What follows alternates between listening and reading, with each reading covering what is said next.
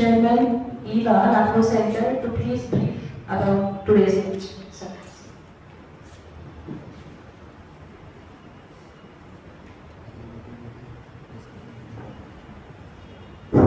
Thank you, Ashwini ma'am. Good evening, everyone. And I especially thank Dr. Devashri for accepting our invitation in a very short notice. And I want to congratulate her. She has been promoted as senior scientist 2 days back.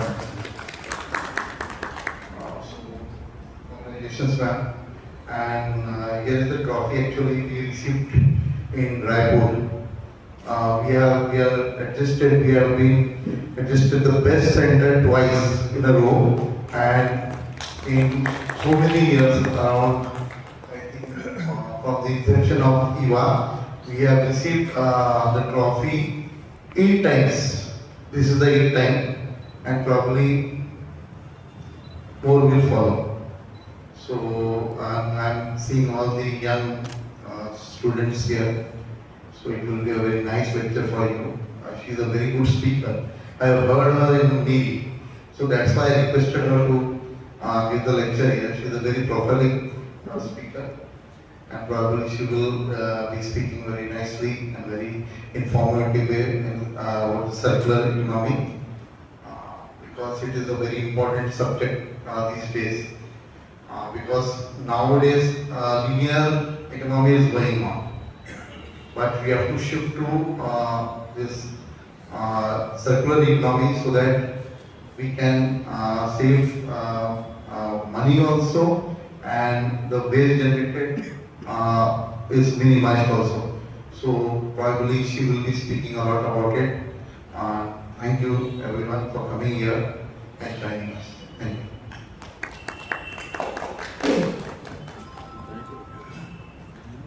Thank you so much, sir. So to brief about today's guest, Dr. Devashri Khan. She is a scientist, NEERI, Nagpur, and she has done her undergraduate in microbiology. Then she completed her master's in environmental science from Osmania University.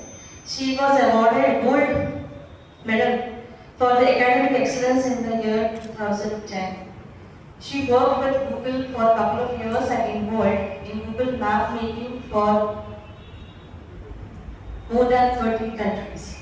Later, she did her PhD in management of solid waste using remote sensing and GIS from Indian Institute of Technology, earlier known as Indian School of Mines, Dhanbad, in 2015. She was associated with organizations like Forest Survey of India, Dehradun, then Indian Council of Agricultural Research, Delhi, Punjab Municipal Infrastructure Development Company, Chandigarh, and Ministry of Earth Science, Delhi, in different positions. Currently, she is a scientist at CSIR NEERI, Nagpur, and associated with Solid and Hazardous Waste Management Division, and involved in many projects of solid and the medical waste management area of environmental sciences. She has around 16 publications in SCI listed journals and around 1,000 citations and a book chapter in Sweden. Actually, we are really fortunate that in front of you, we have, earlier also I said, that the young person who will be motivating you to go ahead with your, say, whatever the field that you have chosen, how exactly you should work, she will be telling. And today's topic is transforming waste management, the role of circular economy in building sustainable futures. So without taking much time, I request ma'am to please continue. Ma'am.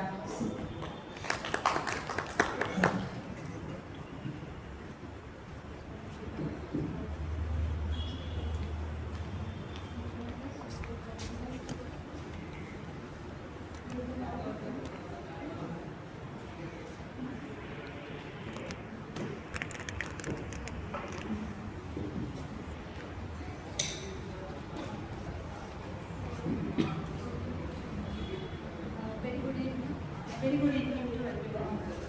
Thank you, ma'am, for the kind introduction, and thank you, Mukherjee sir, for having me here, and thank you everyone. So,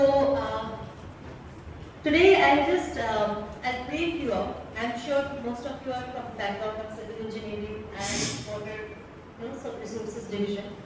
So we keep talking about solid waste management. So this is something which I would like to discuss today. So what is solid waste? And then why this has become so much of a problem, and why do we talk about solid waste in everyday life? So to explain that,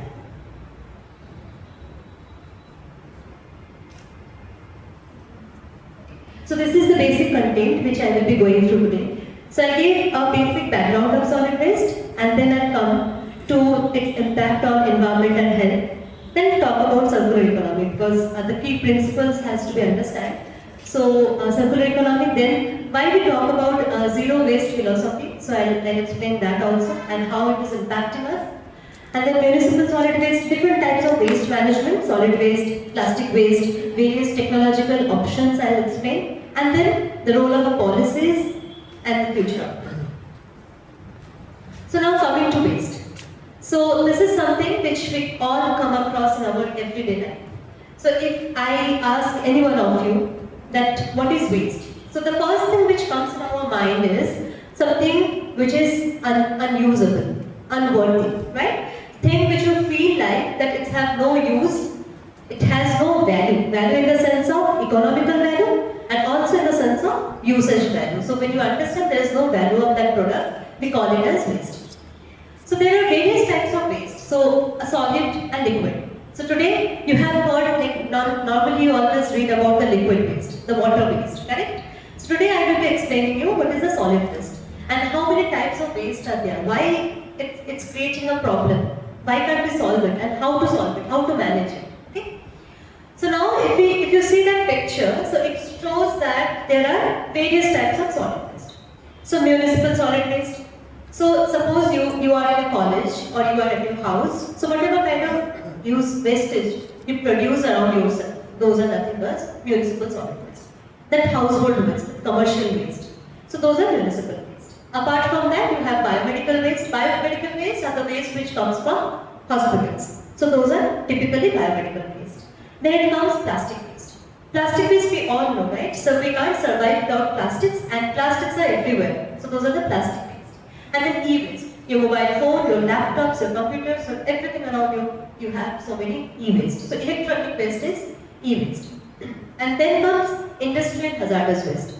So there are lots of waste which gets generated in the industries during the process of manufacturing of a particular product. Either any kind of chemical, any kind of cosmetics, any kind of automobiles. There are plenty of production waste. So those comes under industrial hazardous waste. And then agriculture waste. So in agriculture, these days we keep hearing about this stubble burning and all. So those are again kind of agriculture waste. So these are various types of waste, and we are fortunate that India is already having rules and regulations for every different types of waste. There's no single rule for single kind of waste. So we have different respective waste management rules for different types of waste. So this is again a kind of overall picture that it's a common thing, like in newspaper we come across this kind of images, we see that solid waste is a major concern. So the problem with solid waste, like as I already mentioned, that solid waste is the residues generated during the any completion of any activity, any manufacturing, any production process. Suppose you cook food, correct? So during that food preparation, you also come across lots of solid waste generation. You generate vegetable peels, again you generate the leftover food, so those are nothing but the waste.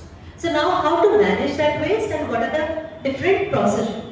So these are the various the sources, as I already mentioned, the households, the street sweeping, the hotels, sewage waste. So there are various types of waste coming from different sources.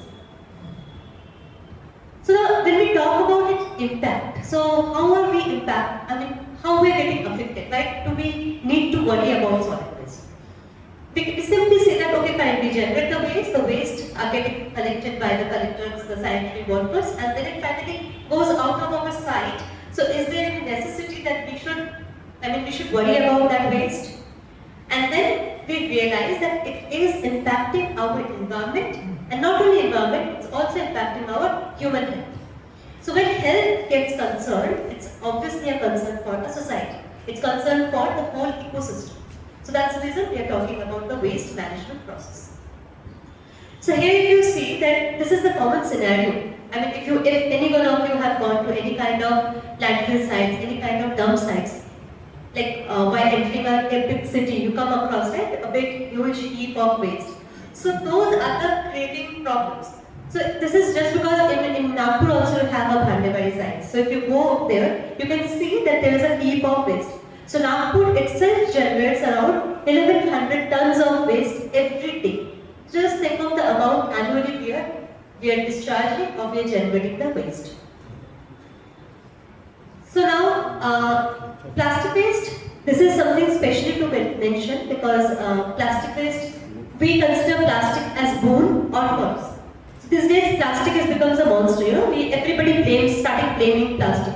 Plastic use nahi karna chahiye, plastic is not good for health. But let me tell you, plastic is a boon to the humanity, to the revolution. Because it has reduced your packaging substances, it has reduced your fuel economy. So there are many things. Plastic is more durable, more flexible. So obviously plastic is something which is boon to the society.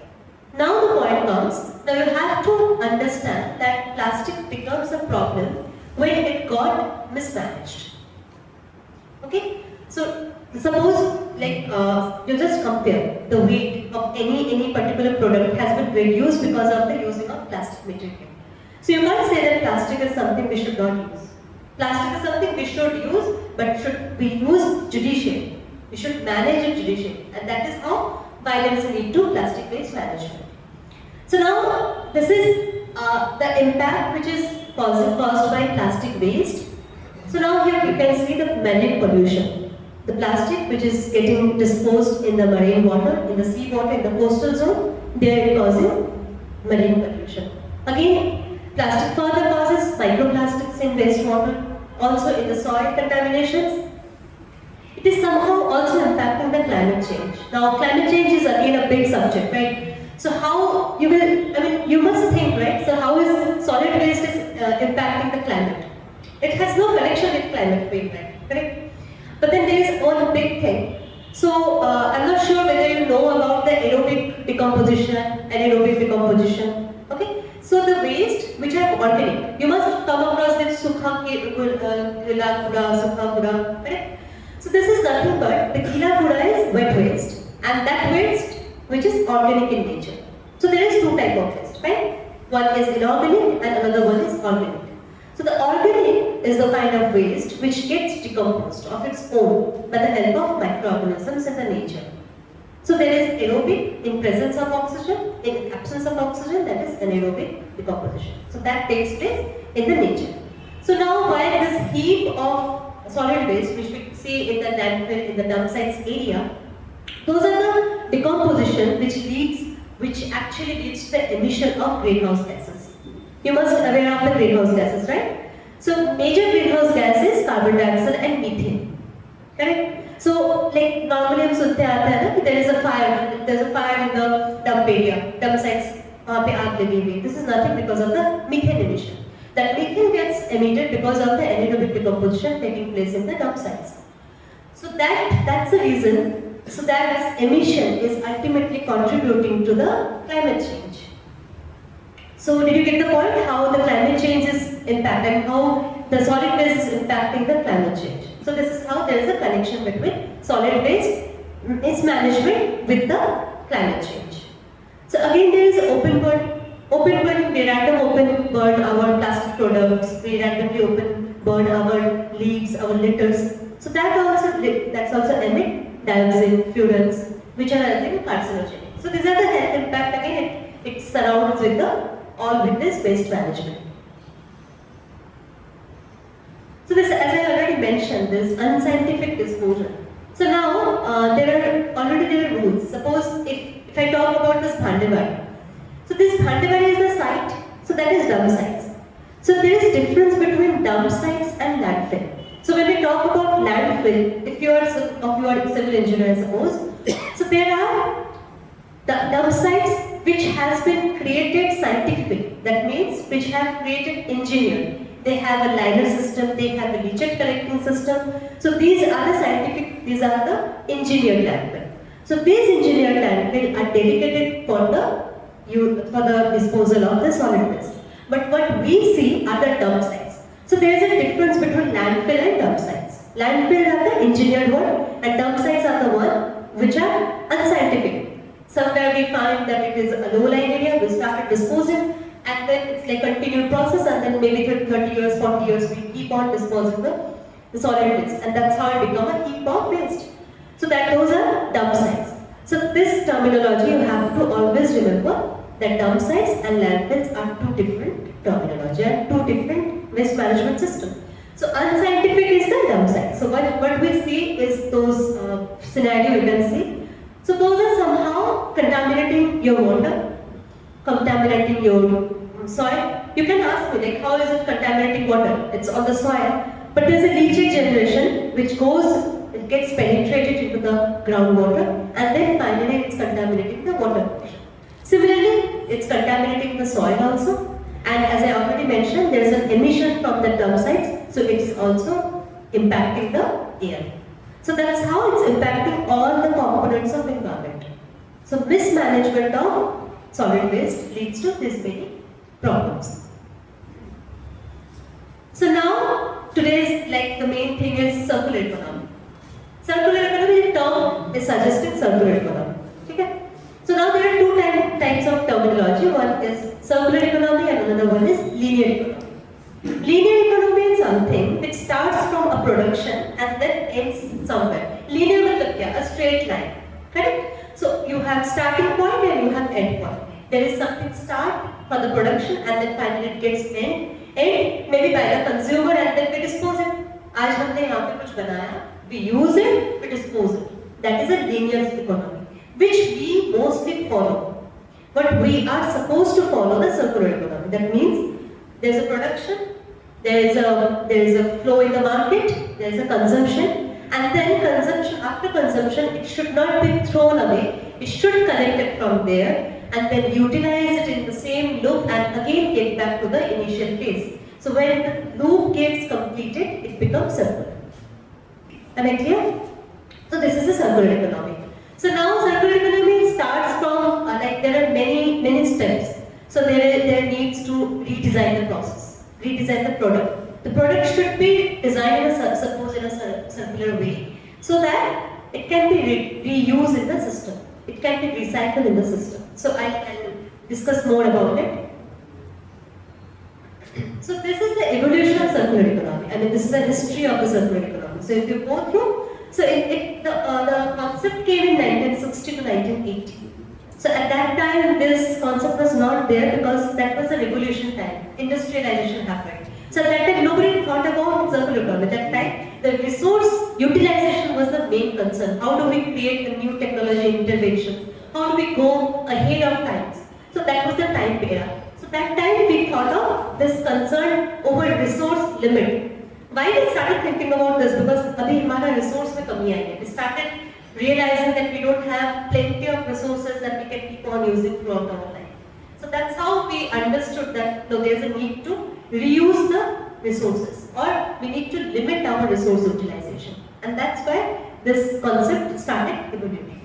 The development of circular economy started in the mid-90s, and then now the Paris Agreement, all those happened because of the global warming. Then we actually started realizing, and now it's a time that we have started taking the responsibility of resource recovery and reutilization. So this is, we always talk about R, right? Many R's we talk about.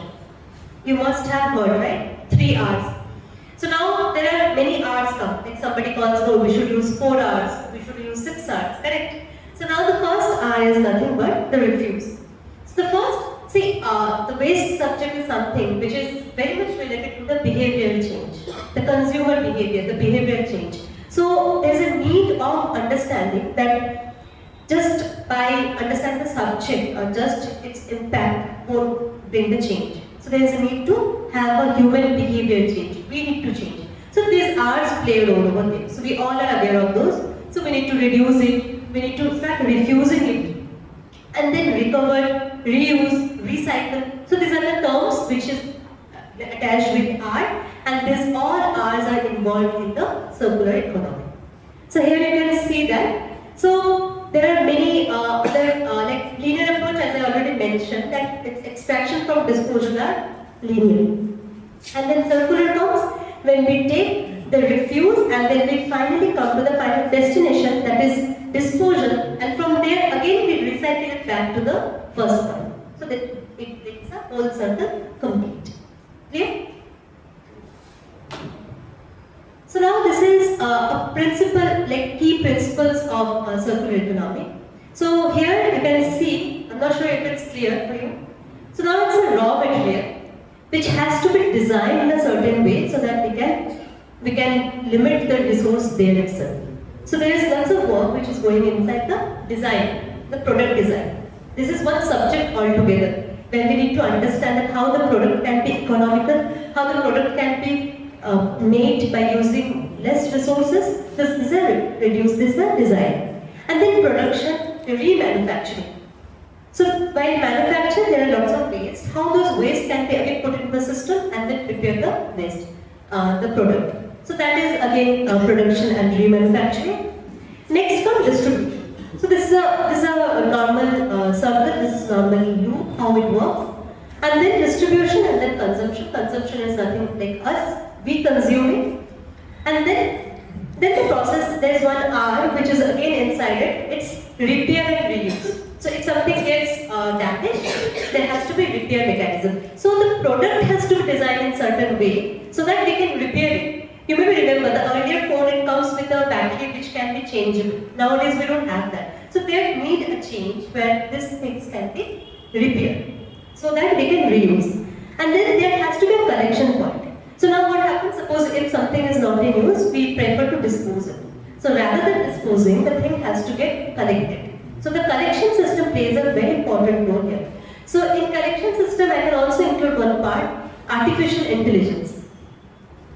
Robotics, it plays an immense role in collection process. So the system has to be prepared in certain way, or there are technological innovations where we have a collection system which is based on artificial intelligence, which includes the robotics as well. So there the collection can be done efficiently. Correct? And then that whatever the collection is done, the collection can be recycled based on its respective features, respective quality. So for example, I take a simple example of your municipal solid waste. So municipal waste, it has many components. You have organic waste, you have plastic, you have paper, you have cardboards, rubber, leather, metals, so many different types. So now if it doesn't get back to the dump sites, and rather suppose if it collected at the disposal sector, before getting into the disposal site. So what happens? So you have your interest of paper, your interest of plastic. Again, plastic has various its own types. It has 7 types of polymers again. Again, you have metals, you have leather, you have rubber. So there is separate section which can get into the recycle. So that recycling is more efficient, and from there, that organic waste is separated. Organic waste that gets into the composting part. But the rest of the things which are inorganic and can't go to composting. So those are the materials which can get into this collection system and recycle, and again get back to the initial form where we can use it as a resource.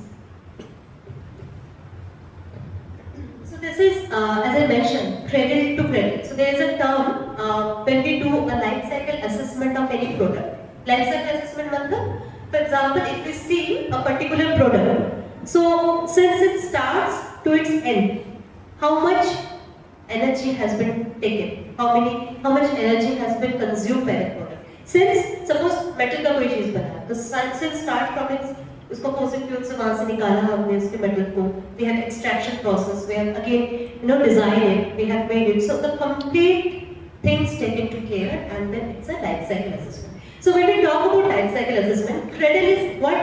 I mean, it's a layman language if I speak, then it's a cradle is the initial phase.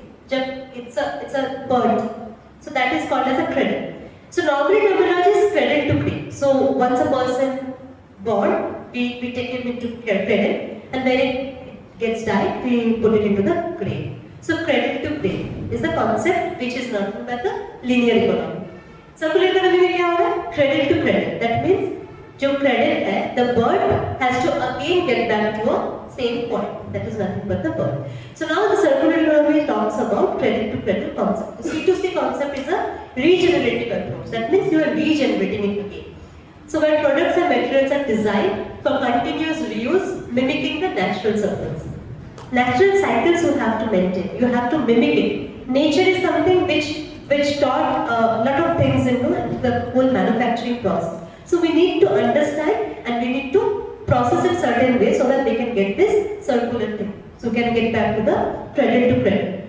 So there is two types of things. One is biological cycle and another one is technical cycle.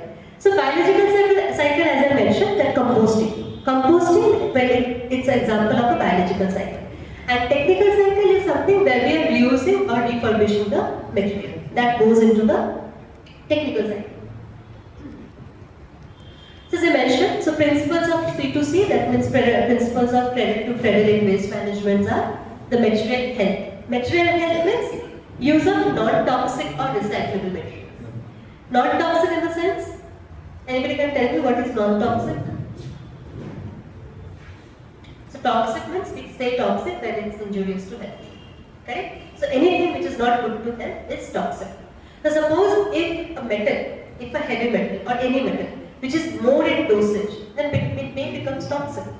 So that is the amount, the material which we are selecting for preparing of any product has to be non-toxic in nature.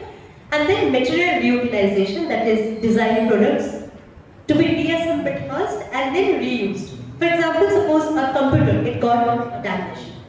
So there are many parts in that. For example, this is an e-waste. So e-waste have many rare earth material, many plastic, many polymers, many things are there, metals. So the different types of product design can be deassembled. Deassembled मतलब उसको अलग-अलग करना and then reused in particular, reused in a sectors. So this is the overall thing. And then renewable energy, that means we talk about the power waste management processes. By power waste, as I mentioned, that life cycle always consider the energy consumption. So energy has to be compromised somewhere. Energy has to be, it's not like that you're changing one form to another form. Correct? But that's why you have to limit it, and that's how you're doing the energy minimization.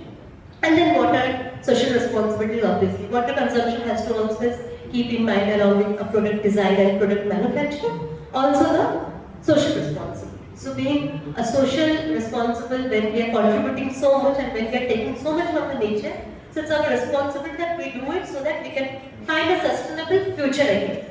So this is our responsibility. So now here comes a zero waste philosophy. So at house, if you see, there's a very hard chance that a day goes by when we don't generate waste. So it's not possible, right? We eat food every day, so obviously we create waste every day. We wear dresses. We have a habit of ordering food, ordering dresses, everything through Amazon, everything through Zomato. So we can't avoid waste, correct? But what we can do is there's a as I mentioned, the judicial choice. So if you start segregating waste, so here comes a term, source segregation. Source segregation is a solver of everything. So once you start segregating things from source, it will be easy to achieve the circular economy. It will be easy to achieve zero waste. It's a philosophy. Why we say philosophy? Because we think that achieving zero waste is something which we still understand it's not achievable. So something like that we call it as a philosophy. So now we have to understand that how to get it. So once you source segregate, once the waste gets segregated at the source, it becomes very easy for the collector also, right? The person who is coming to collect like the waste from your house, if he gets a fresh plastic waste, a fresh cardboard, a fresh paper, it will be easy for him to recirculate it, to recycle it. Because a soiled product, again, एक plastic अगर उसको soiled plastic आप देते हो, तो nothing will happen. Again, he has to go for washing it. That means he has to again use water. वहाँ पे अलग से उसको energy लगता है. So the source segregation will reduce that part. It would include that again energy, that water. So segregation is something which has to be followed, and that's how we can achieve this zero waste concept. So zero waste the source segregation is only the way to achieve zero waste, and then zero waste will help us to get the sustainability in future. So if we talk about benefits of zero waste, then obviously we can reduce the greenhouse gas emission. So in last 20 year, we have already reached the 1.5 degree temperature rise in the environment, which is always supposed to be happen till 2030, but we have already reached that into 2024. So this is how we are going into the, it's a very dangerous situation which we are going ahead. So that thing can help by minimizing thing, because GHG emission, see, there are few sectors which are actually responsible for greenhouse gas emissions. The automobile sectors, the power sector, that means the steel power, all those plants, energy plants, the automobile sectors, the agriculture part, and then waste. So these are the four sectors which are actually responsible for emission of GHG. So suppose we can tackle with the waste, because waste we are generating, correct? So when we are generating, we can tackle the waste. Rest are the habitual, rest are the need of the hour. We can't change, we can't work out in every sector of life. But then waste is something that we can actually work on. So again, it helps in reducing the greenhouse gas emission. It conserves the natural resources, as I already mentioned, that when you start reusing things, the need of the metal, the fossil fuels can be minimized, the use can be minimized. So the reduction of the resources also takes place. And always the waste management cost will, now suppose India is a place where we have scarcity of land, correct? And in such era, we are having such a heaps of solid waste. So that's not something we can afford. Being a country which is more populous, which is having so much of we can afford such area to get into that kind of waste. And again, that waste is again contaminating in the other parts. Okay. So these are the things, and always it will encourage the sustainable lifestyles and communities. So I already mentioned about all the concepts of R's in the zero waste. So it starts with the refuse and then it ends with the repurpose. That means you again use it in your circle, and again you recycle it, reuse it. So these are the R's which actually leads to the zero waste philosophy. So now if we talk about waste generation in India, it's a challenge and also it's an opportunity. So come to next slide. Yeah, so this is a common scenario, as I already mentioned, the dump yards, the dump sites. So these are the waste which gets into the dump sites.